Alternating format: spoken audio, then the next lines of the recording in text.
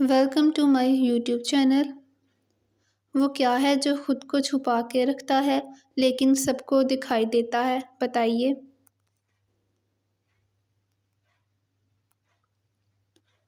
जवाब है अंधेरा।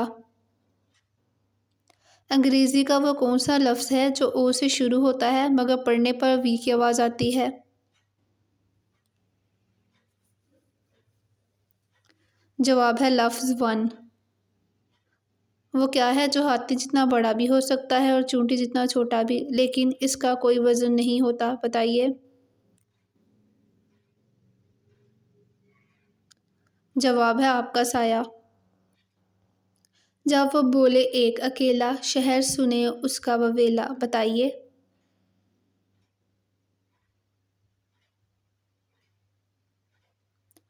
जवाब है सायरन। एक ही घर में रहने वाले आधे गोरे आधे काले, सोचिए।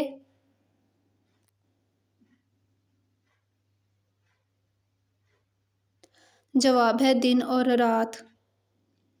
Subscribe my YouTube channel, like comment and share. अल्लाह हाफिज़।